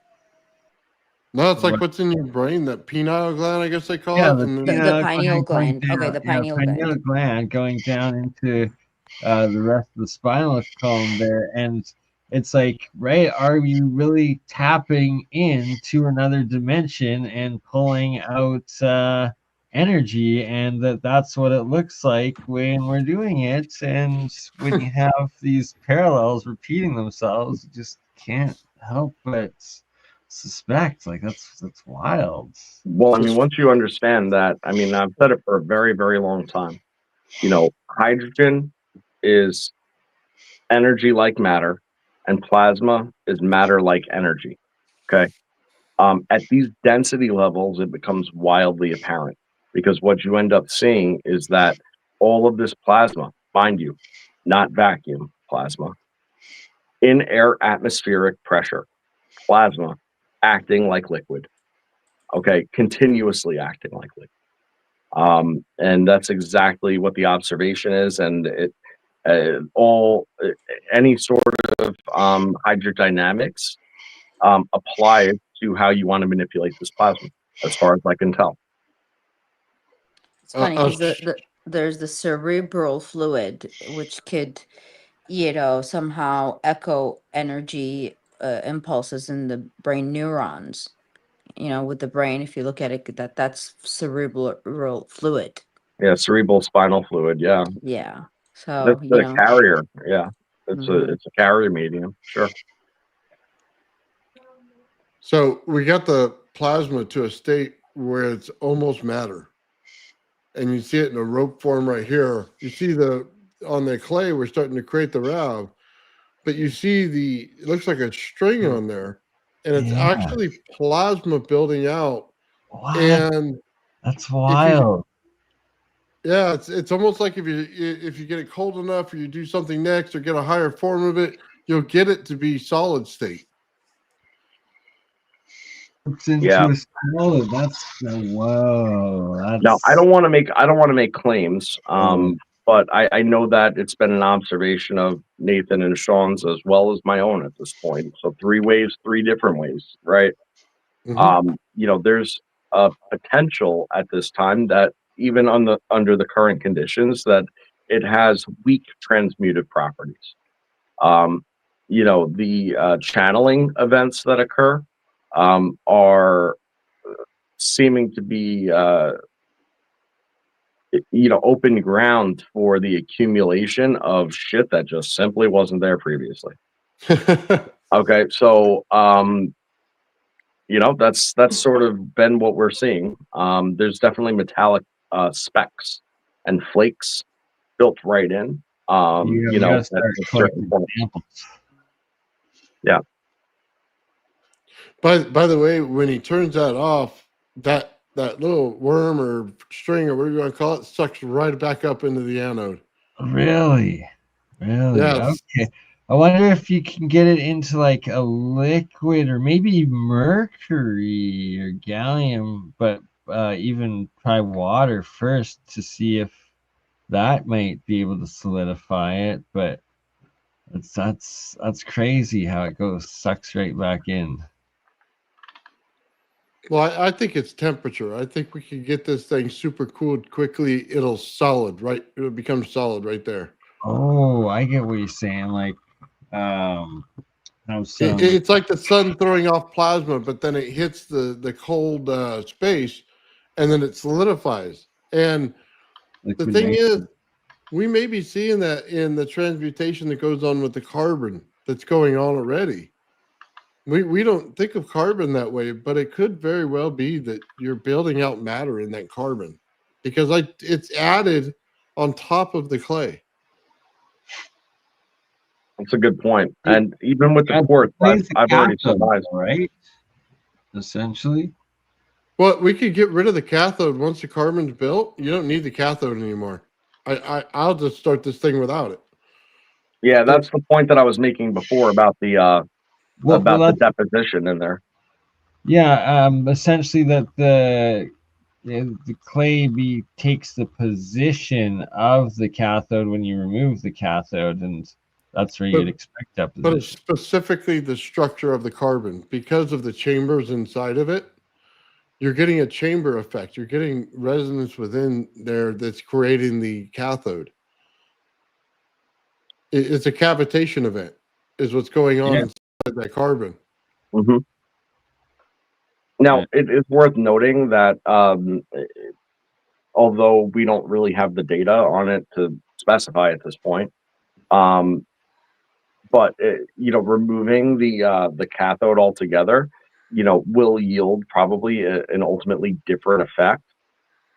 As far as like what it is and usage. Yeah, I got some ideas to discuss with you guys offline about that, but do continue on, just make a note of that. Yeah, but I'm saying like, so there's more than one way to skin this cat, and you kind of get something a little bit different every time, but the result is fairly. No skinning cats. But if I were to somehow be able to get a carbon deposit into the center of that quartz, it would form in there without issue. Just so you know, it would throw that carbon into resonance, and then it would form up. So this is what I mean. I don't need the cathode. I turn it into a secondary anode, and I make two of them. Yep. Yes. I can do them on. I do them on the same piece of clay.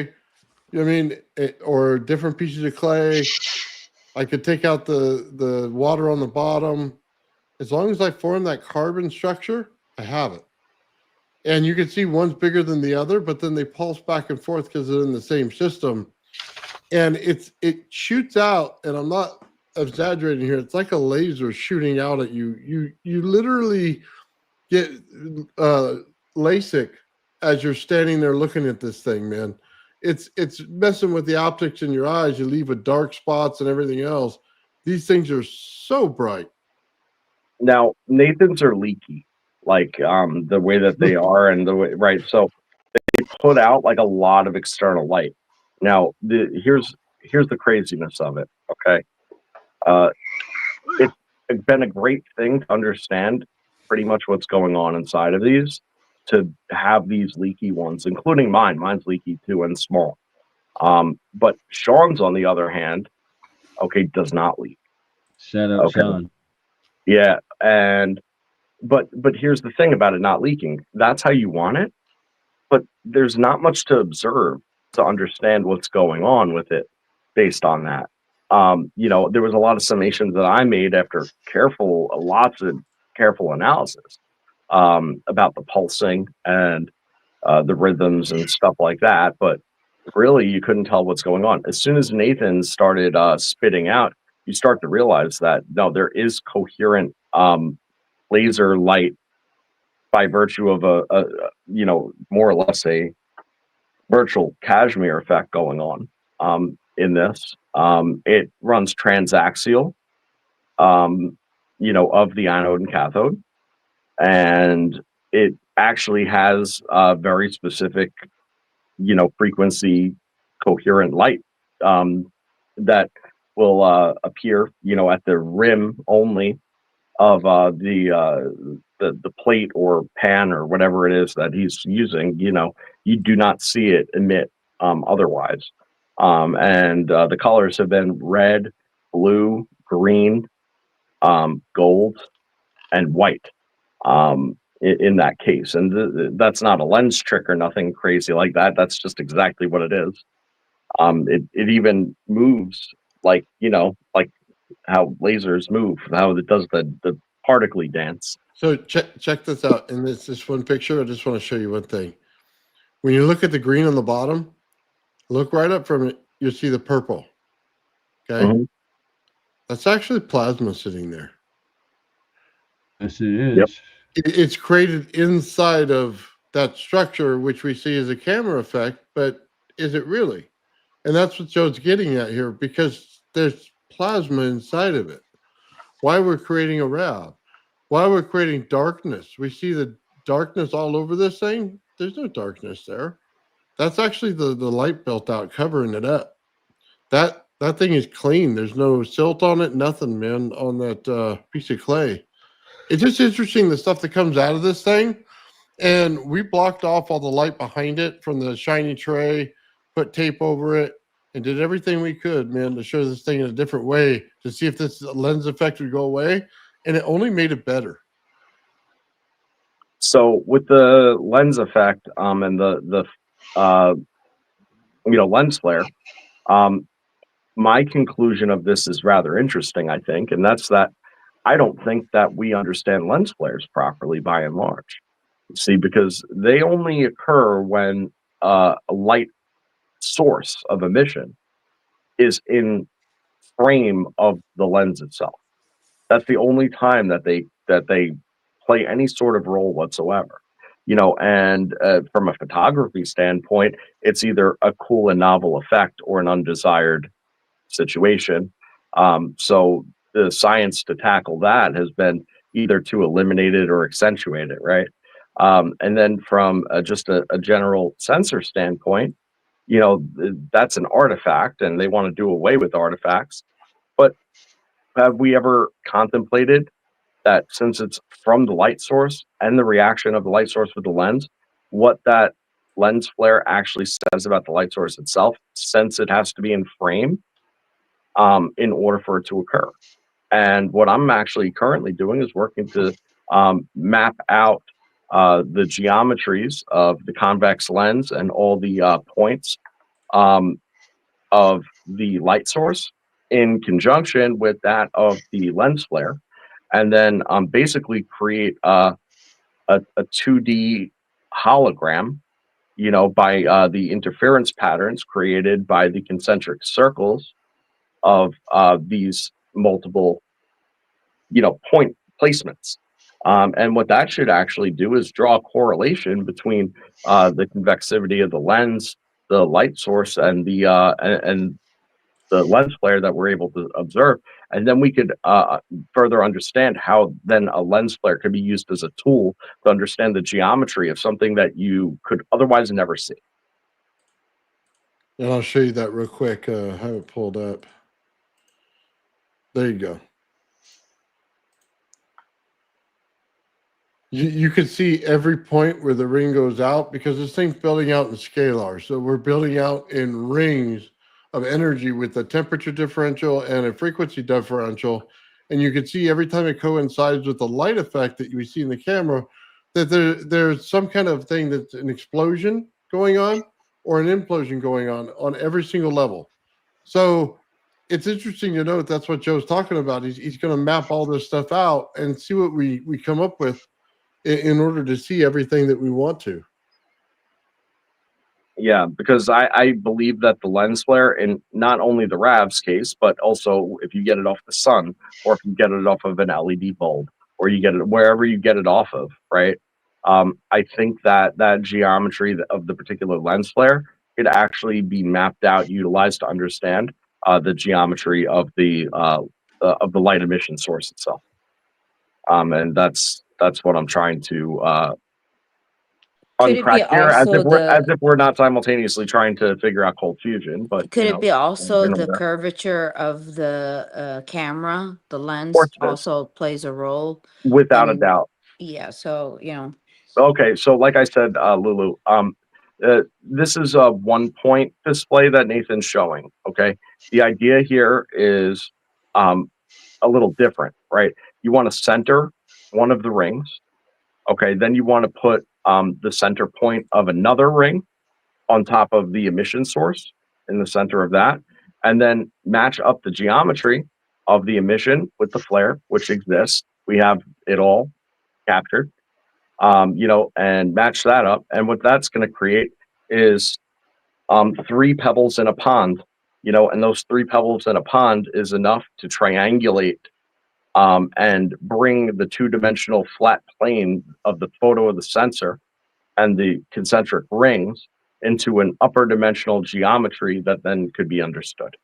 Mhm. So that's that's what the goal there is. So Oh, I wanted to. it's taking into account the convexity of the lens. Wanted to show you real quick. This right here.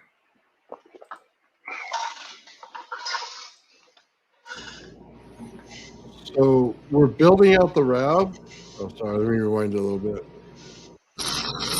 Here's what you see it is before the thing is actually formed.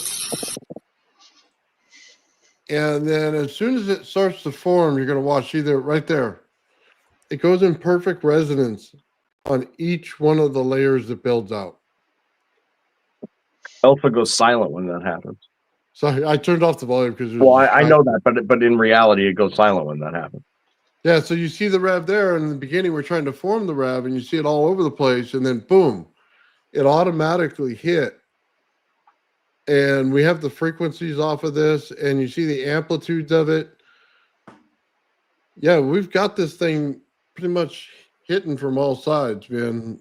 You can see here it is playing again. You see it's all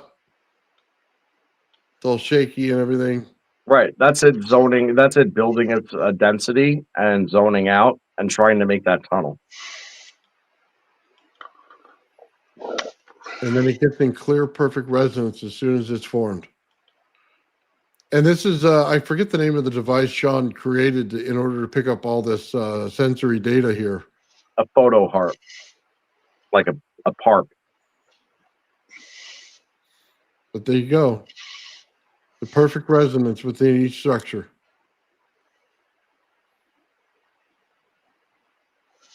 And the crazy thing about it is, as you would expect, it is infinitesimally small. Like it's 1 pixel on the O-scope out of phase, each line.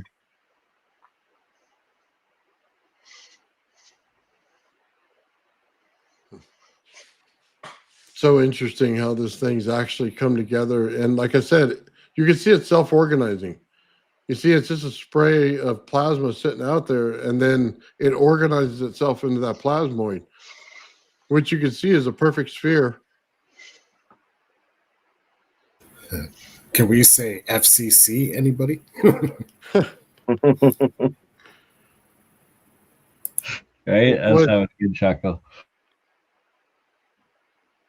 It's broadband emission. They're screwing up all the Maybe tests. it looks like a solid at this point, huh? If you can transform the energy into a solid, then you're the man. Well, we're real close to get the energy into a solid. We figure some things out. We've got resonance in this thing, man, which is the key factor that every single theory misses. And we have it in spades in this thing, man. We have the temperature differential in there. We have the plasma. We have created cavitation in the carbon structure underneath. It proves out a lot of theories and what's going on. And when we look at the actual carbon, when we get it tested, we may see also some transmutational value in that. And it's basically telling us right now that where we're right now trying to take very big magnets and push plasma in to create energy, maybe letting it form naturally like this between an anode and cathode effect might be the way to go. And self-structuring is always going to be the way, Nathan. Definitely. But also, if we could put coils next to this that have the same exact value that are in each resonance portion, can we pull energy out of this just by running it? You see, that's one of the things that I could do out of my Tesla coils all day long. I could create a pillar coil that starts it. I can take one that's just a winding of a number 2 coil, and I could put more energy in that winding of that number 2 coil than my primary coil. I quantumly entangle these things. That's exactly what we're looking to do with this RAV, 2 other coils. So the energy system to pull out may just be wireless.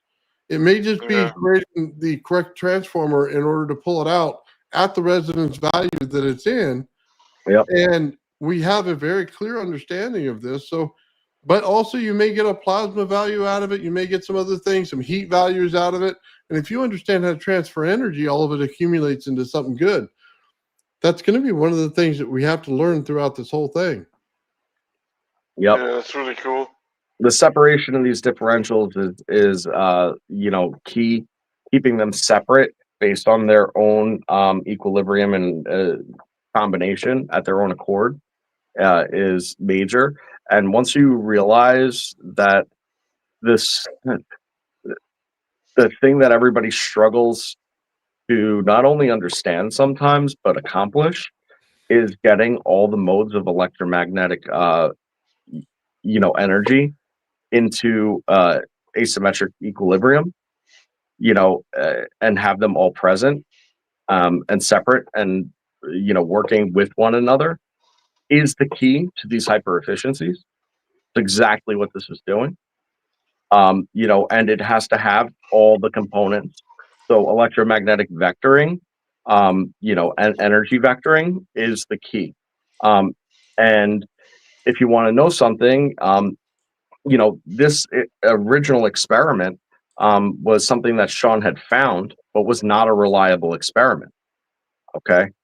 It was not a reliable, he was not able to, the person that wrote about this particular experiment was not able to get this result. There had to be several factors changed once you understood that you needed all the vectors. And one of the critical changes and components is the fact that there has to be a mild magnetic component on the anode. It still needs to remain a current, but it needs to have at least a small rotational vector to it at the onset, sort of like throwing a curveball, right? You got to put a little backspin on it so it so it does that, right? And that's it. The ball's still going straight. That secret, it's very crucial in a lot of my work as well. Right. So the ball's still going straight with a curveball, but that backspin gives it a whole nother attribute. And that's the critical thing too. With saying that, put up that last one, Bernie, and I just want to show this. This is the worm that comes out of this. But Joe, when y'all want to explain exactly what that is?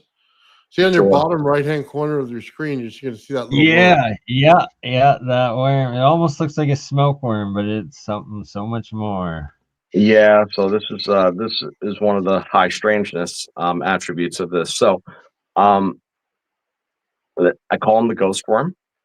He jumped out of the 1 o'clock quadrant of the RAV, or 2 o'clock quadrant of the RAV. Yep, you see it, and he goes right back into that same quadrant. Well, why? What is it and why? Well, if you notice, this particular RAV has a satellite that Nathan was talking about earlier. All right, that satellite is actually locked in position to the RAV.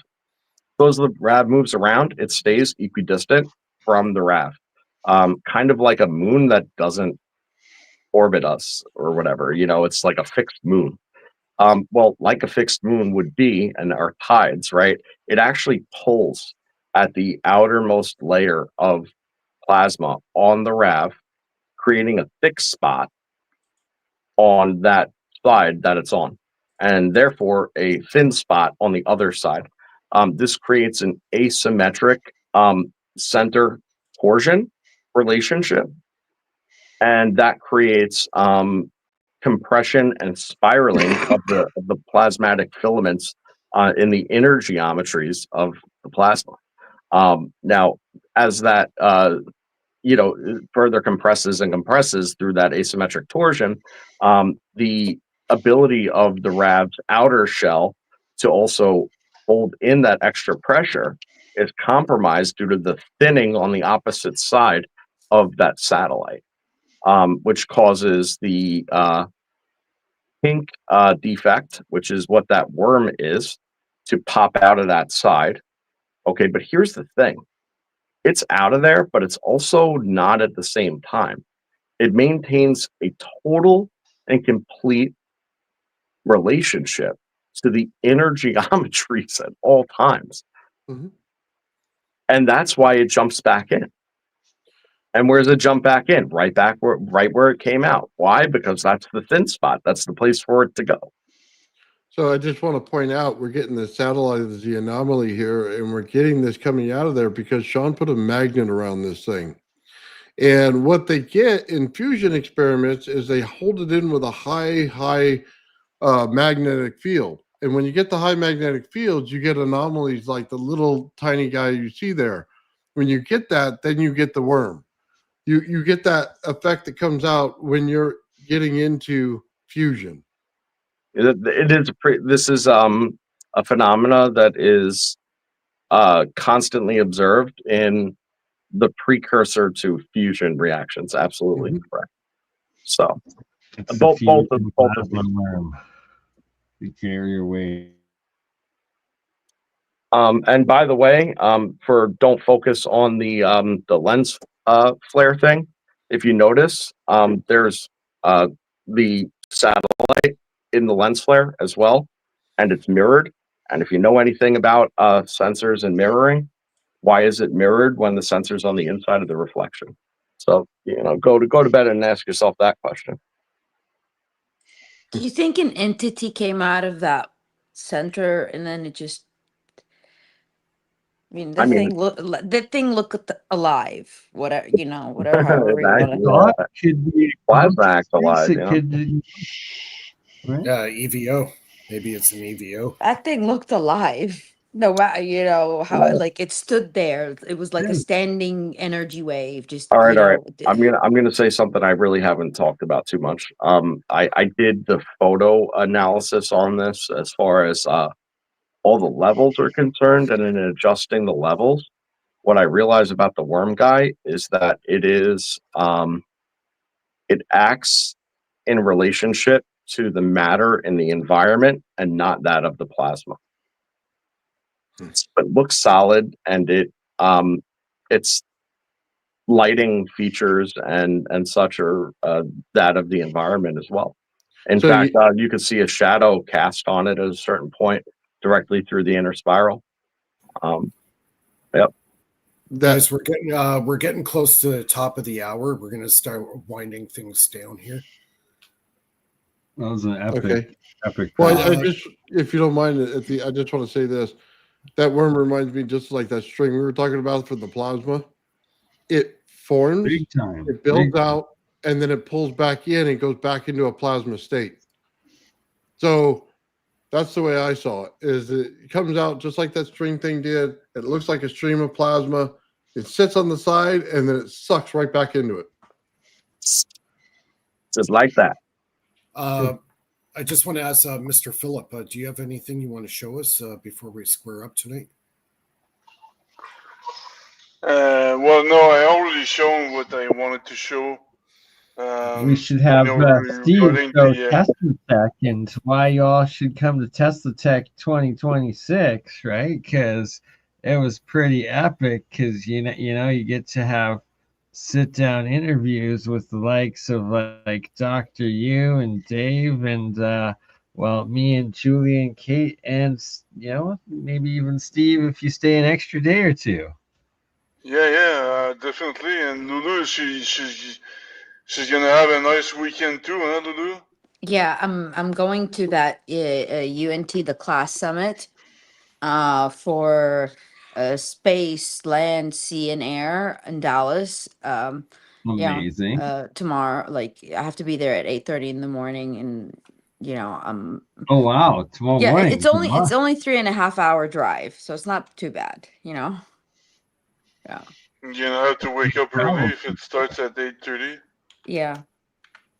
So yeah, At 5. I'll take pictures and I'll share and I'll write things, whatever, for you Very cool. guys. It, if it was like if it was today, I would have done like a little bit of a live video, but I'll have some stuff for you guys for next week. Awesome. Yeah. So, Well, I mean, I'm not sure if you can take pictures of military stuff, but at least try to get contacts and things like that. absolutely, and I like nobody can say no to me. I'm kind of nice, like I asked them for the weirdest things and they just give it to me. I'm like, okay, thank you. So it works, Yeah. It's that southern charm, right? I don't know. I think it's more of being genuine, not like really being genuine. I mean, I want it for stuff we're doing. It's not like, I don't know. I think it you could tell by a person when they're asking something for good or bad, Yeah. So I don't know why I got this invitation. I must have done something good. Thanks to all of y'all. But yeah, so You are on their radar, I am on their radar. now. Yeah. Well, it's okay. This is the purpose of what we're doing. We want to be on the radar. It's not like we don't want to be on the radar. Then what's the purpose of it, right? Just don't get kidnapped into a dark program, right? No. Stay away This from is- the black light. Like Yeah. if anything, if anything, I want to like say, you know what? We want to patent what we're doing that cannot be used on the planet or the planet's orbit or the moon. This has got to be in deep space. And so we hold the rights, because then we know for a fact it's going to be, it's going to do good and not bad, So it's just something. Yeah. I mean, for me, my interest is interstellar travel. And, I want to bypass the idea of what light year, and from point A to point B is. They, the government and all the other, countries, and they want to use it as a weapon. It's like, dude, that's not the purpose of it. The purpose of it is for us to, explore other things, not to use it as a combustible means of, vaporizing each other. So that's why the whole idea, it's like, okay, we want to hold the patent, like you cannot use it on the planet. It has to be out of the planet. You want to develop it, can't use it on here. I'd like to plug one of our viewers did a documentary, and Lulu, I think this would actually you'd find interest in this. Our viewer, Dead Fish Cheese Spread. Yeah. Okay. DeadEhish cheese spread. Okay. Has an awesome UFO encounter documentary that he brings his own account in with all the compilation of people talking about the same exact phenomena that he personally experienced. And it has to do with UFOs, propulsion, interstellar and interdimensional potentially travel. And one of the huge things that he was telling you, or us, or all of us, whatever, is that it is a quartz crystal with an orange fire inside. That's what it is. Right. Very cool. We all find inspiration in different places. I've heard Bob Grenier say something to that effect too.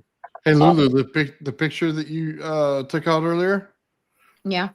it looks just like the RAV. If you take a look at it in a little more detail, you'll see the RAV, you'll see the little object in it, you'll see all of it. Yeah. And it builds out in brilliant light. So if you see the RAV when I had it out there, you'll see all the light coming off of it into your face and everything. Yeah. But I bet that in the sun, your picture in the sun does the same thing. I don't. I mean, it's supposed to be a center of something, like a cosmic center of energy, and it. You've got the whole like the zodiac around it, and you've got all these like little different beams, and then you've got the little orbitals. But these things are in. Uh, they're like in circles where it shows you like positive and negative energy, but it's a story. It's a complete story. It's really. Well, that's kind of what we're trying to tell you is That's it. we're aiming, you know what I mean, in the future. If we could build out this wrap big enough, we can, kind of go towards the sun and what the sun's doing, but you're showing a picture of what the sun's actually doing in the solar system and how it's, revolving around again and again throughout where its journey is through the universe. You know what I mean? Yeah. So, Yes.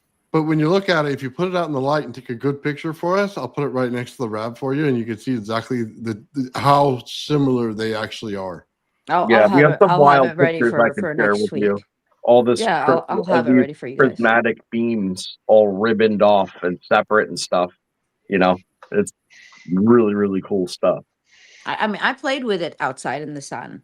I figured if it's like there's a reflection, it could be like a code of something. And so if I put it to the sun, I might reflect a code into the universe. And Well, I I, kept on. I bet You you're go. going to get the same camera effects. Oh, I didn't record it, but I was trying to send a signal. If the whole thing was a like um if the sun hits it through the cavitation, it will reflect back a code. So this is like a key of some sort. So I kept on, like I spent like few days, putting it at different angles, different, places where the sun, could reflect different intensities, hoping I would see something, anomalous. Well, But, the next sunny day you get, go out there with your camera and take a lot of pictures of it, and then let's have you on. absolutely, We'll take a look at them together because I think you're going to see something awesome. absolutely, I'm down. Yes. Okay, guys, we're going to wrap it up here. I'd like to thank Steve Elswick from Tesla Tech. Thanks a lot again for joining us. Nathan, Lulu, Joel, and Mr. Phillip, and the one, the only Mr. Bernie, Crypto Alchemist. Everybody have a great week. Next show will be next Friday, 9 o'clock Eastern, 6 o'clock Pacific. And we'll see everybody then. Yeah, hopefully the Demystify Science videos will be ready. Yeah. Yeah, if Okay. if that drops by then, we might have to do a review.